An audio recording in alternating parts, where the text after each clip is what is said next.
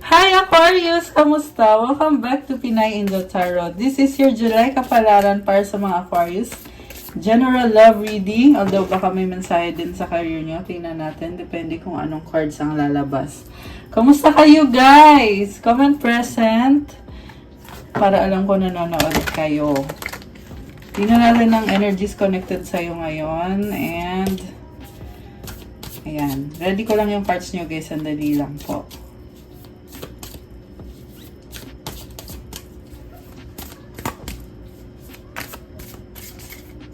Okay, so ito yung unang card mo. Okay, pero unahin natin to. Mensahe galing sa universe. I'm unapologetic about what I desire and trust that what I focus on will grow. Wow, palaban ka ngayon, Aquarius. Mukhang nakafocus ka sa kung ano yung gusto mong i-manifest sa buhay mo. At alam mo na mangyayari yung minamanifest mo. As long as gawin mo yung part mo, mag-focus ka, magkakaroon ng growth. Ayan, will grow. 111 on the clock. Oh my gosh, ayan, may angel numbers kayo guys. Okay. So from the tarot, unang card mo, Hermit. Parang gusto mo mag-isa ngayon, nakafocus ka sa sarili mo, there is illumination. May hawak siya na lampara, which is nakatutok sa sarili mo. So, inaayos mo yung sarili mo. Okay. 7 of Pentacles. Okay. Finances, yung focus mo. Wow.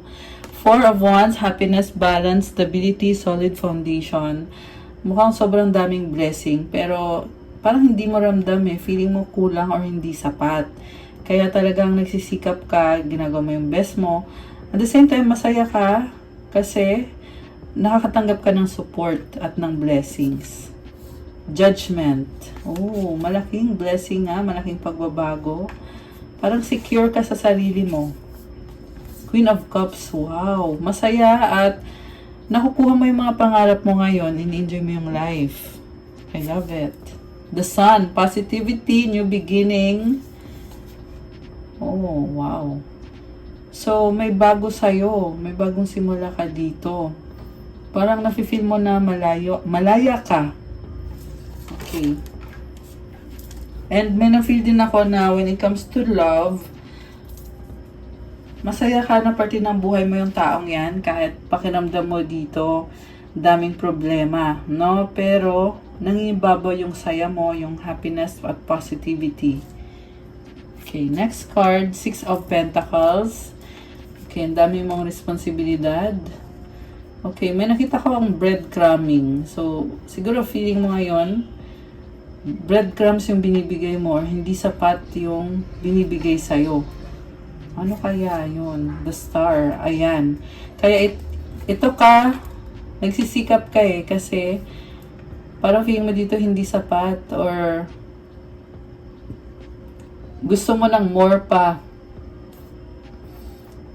I feel like naghahanap ka ng ibang paraan para ma-improve yung finances mo. Baka naghahanap ng business or something else na mapagkakakitaan. The Devil. So, na-stuck ka dito sa work mo. Okay. Puro work yung iniisip mo ngayon ah. Patience, Temperance card. Chariot. Oh, wow. So, kahit na nakastuck ka dito, pero kaya mo namang malampasan yan. Kaya mong baguhin, Aquarius. Siyempre, kailangan ng patience. Kaya mo ginagawa yan para ma-overcome mo itong napakalaking challenge. May nakita ko dito guys na naging stagnant na situation na kailangan ayusin. Okay. Pareho yan sa love at sa career. Bakit naging stagnant yung love life ni Aquarius? Tingnan natin. Ito. Oh, wow, Empress.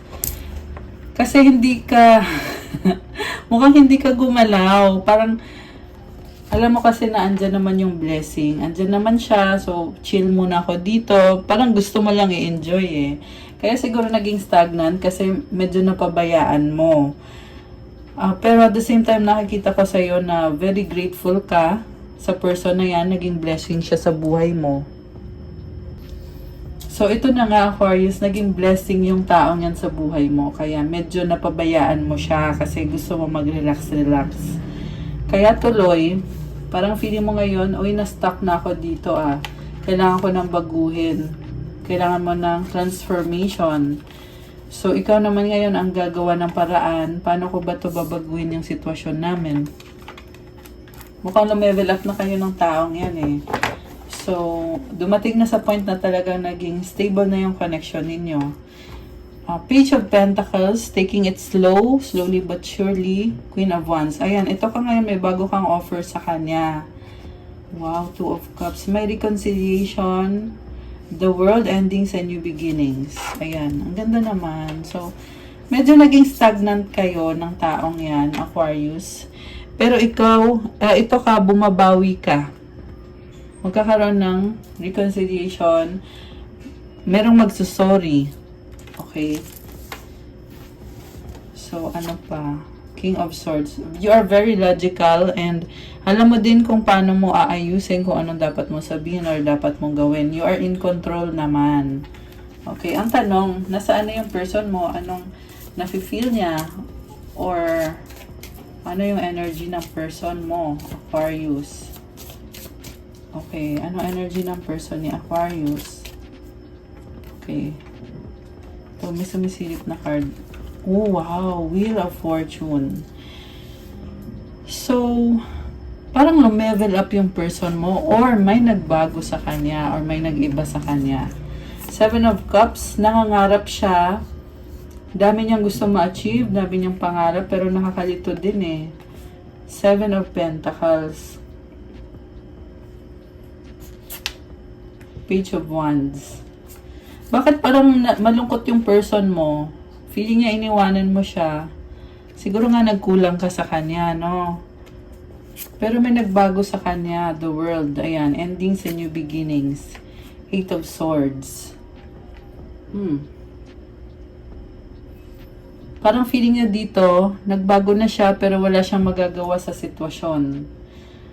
So, meron kayong dating pinag-usapan na parang feeling niya, hindi ko naman yan magagawa kasi hindi naman ako yan or hindi yan yung style ko. Parang ganun eh. Ace of Swords, breakthrough. So, ayan, matatapos din yan. Four of Cups. May nakita kong offer na parang ayaw niyang tanggapin. So, siguro naging frank siya sa'yo or frank ka or sinasabi niya sa'yo directly na ayaw ko nga niyan. Ayaw ko niyan, Aquarius. Ba't mo ba ko pinipilit dyan? Parang ganun yung sinasabi ng person mo. Nine of Pentacles. Very independent. Wow, may blessing siya oh. Nakita ko dito, may sarili siyang style eh. Ayaw niya yung kinokontrol siya. At the same time, committed siya sa'yo. So, ibig sabihin, alam din niya na kayo din sa huli. Kayo din dalawa magkakatuluyan. Or baka nga meron talagang commitment. Pero may problem. Anong problem? Strength. May problem pero tinitiis niya, kinakalma niya yung sarili niya. Possible din na ikaw to, tinitiis mo yung problem. Aquarius, ano ba ang problem? Page of Cups. Okay, so yung problem na to, sa totoo lang, ano lang yan, temporary lang, maliit na bagay lang. Kayang-kayang ayusin, magkakaroon din ng progress. And, Eight of Wands, maraming blessings. Siguro nakaka-overwhelm sa'yo ngayon, yung mga dati mong ginagawa na dati natural lang sa'yo, na ayos mo kaagad.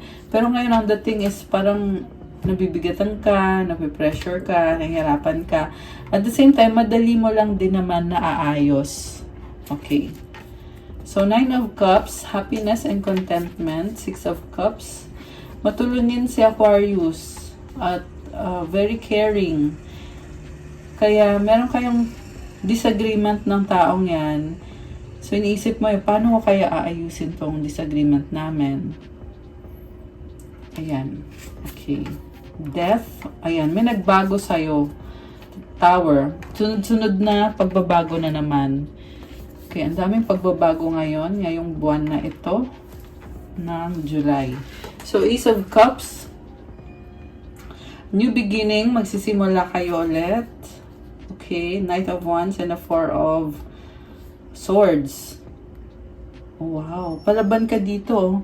Kasi gusto mo ng peace of mind. Kaya, actually, possible din na iba-ibang sitwasyon to na sunod-sunod na mga pagbabago. Na feeling mo, ang ano naman ito. Ang dami naman ito, parang ang daming kailangan ayusin. Pero at the same time, andun yung feeling na satisfied ka naman sa mga accomplishment mo. Three of Cups, Justice. Celebration, strong ka Seven of Swords. Okay, bakit parang nagtatago ka? May mga tao. Umiiwas ka, nagsaset ka ng boundaries, pero hindi mo sinasabi. Parang secretly iniisip mo na dapat may limits. Dapat naintindihan nila kung ano yung boundaries ko. Okay, baka meron kang kadil na Libra or baka meron yan sa chart mo. Okay, meron din lumabas dito na Scorpio energy, Cancer, Leo. Yun yung mga strong na signs na lumabas na posibleng kadil ni Aquarius. Malakas din ang water signs, Cancer, Pisces, Scorpio, Earth sign, Capricorn, Taurus, Virgo, although this can be any sign. Okay, so anong next? Bakit umiiwas si Aquarius? Ay, nagsaset ka kasi ng boundary. Okay. Anong boundaries ni Aquarius? Ayaw mo lang na parang, ayaw mo yung parang dahil mabait ka, kukontrolin ka, ayaw mo ng ganun kaya ka umiiwas. Ayan, Queen of Swords, ikaw to. May nakita kong conflict, medyo magiging malamig ka sa mga taong yan. Kasi hindi ka nila naunawaan. Parang sinasabi mo dito, ibahin mo ako, hindi ako ganyan. Okay, kanina nakita ko din to sa person mo, na parang sinasabi sa'yo na ayoko ng ganyan. May ganun Nagka-clash. Kita mo, nagka-clash sila Queen of Pentacles, okay? Pero meron naman dito nagki-care naman sa'yo kahit magkaiba kayo, hindi kayo magkasundo. Possible din na gagawan mo ng paraan para maging maayos lahat. Page of Swords, Five of Cups. Curiosity, missed opportunity. Okay. Nine of Wands sa bottom of the deck. So, pagod ka na. Kaya sabi mo, ano ba, pagod na ako, lagi na lang ako. May ganun Very dramatic. Emperor, oo, dramatic to. So, malakas ang Aries energy. The Hangman, sacrifice. Parang sabi dito na kailangan mo talagang, alam mo yun, mukhang meron kang tutulungan na naman. Kailangan mo mag-sacrifice para sa relationship. Pero, gagawan mo ng paraan. Sa totoo lang, kaya mo naman. Strong ka very strong. Ayan, Aquarius. Taking a risk, taking the leap of faith. Okay, anong outcome dito? Oh, meron lumabas na Knight of Pentacles. Long term yung iniisip mo, kaya kailangan gumawa ng sacrifice. Uy, may nalaglag. Ano ba yan? Dali lang, guys. Okay. So, nalaglag is Knight of Swords, bigla ang energy. Nag-explore. Okay, anong outcome dito? Daming pagbabago So, nagsasacrifice na naman, no? Si Aquarius. Okay, outcome, Six of Swords, Four of Pentacles, Eight of Cups. So, positive thinking ka na ngayon, nag-iingat ka, pero lumabas din dito na tumalikod ka Uunahin mo sarili mo. Ayan Eight of Cups. So, take it slowly but surely. Be optimistic. Love yourself. Take care of yourself. Okay, sumisilip to. High Priestess, ito ka na ngayon. Kasi feeling mo kasi ang dami mo pang aayusin, kaya mas gusto mo mapag-isa. Kasi balanse ka kapag mag-isa ka, napoprotektahan mo yung manifestation mo. Okay. Ano gustong sabihin ng person ni Aquarius?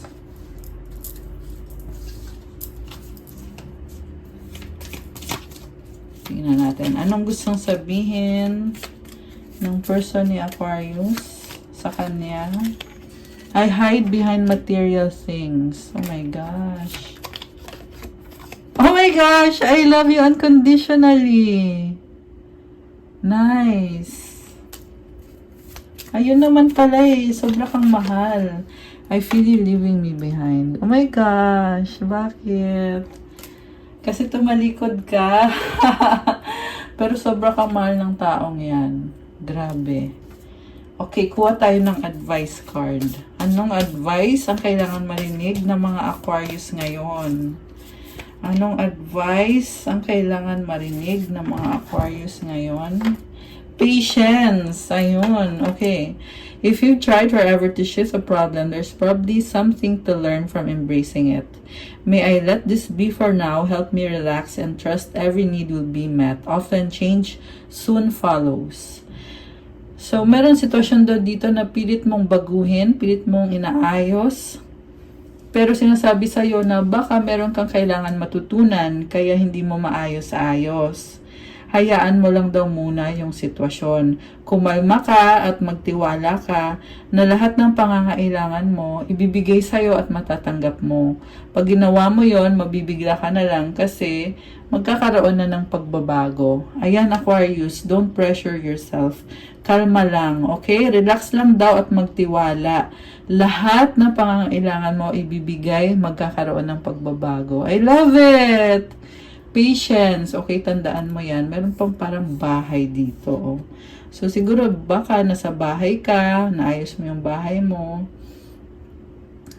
May na-feel ako dito na maaliwalas yung pakiramdam. Okay, baka naglilinis ng bahay. Comment nyo kung kayo yun. Ayan. Okay guys, that's all for you. Aquarius, para sa yung July Kapalaran. Thank you for watching. I-like nyo na tong video na to. Comment kung nag-resonate ba or kung nagustuhan nyo ba. Kung hindi nag-resonate, okay lang. I-comment nyo pa rin. Subscribe and hit the notification bell. Kung kailangan nyo ng gabay, huwag kayong mahiya mag-message sa akin. Pero may bayad po yun kapag private reading kasi ikaw mismo ang i-reading ko. Tingnan niyo po sa description box, nakalagay po dyan yung mga contact details ko. For those who want to start your crystals journey, bagay na bagay sa Aquarius ang mga, amethyst. Ito ang highly recommended talaga para sa mga Aquarius. Amethyst na bracelet. So, tingnan nyo na lang sa Instagram ko. Marami pa dun. Iba-iba. Merong crystal to attract love, attract money, wealth, prosperity, abundance, self-confidence, motivation, and focus, protection, negotiation for business. Marami pang iba, guys. So, thank you, Aquarius! Oh, nga pala, yung sinasabi kong amethyst as anti-stress, opening of your crown chakra, pangtanggal ng, ayan, kung lagi kayong sumasakit yung ulo nyo or kung may insomnia kayo, ito yung crystal na yon, amethyst. And also, maganda din siya for your intuition. Marami pa siyang blessings, guys. Very calming din siya. So, yan yung amethyst. Ayan. So, thank you. Have a good day. God bless you. Stay safe, Aquarius. Love you guys. See you again soon. Bye!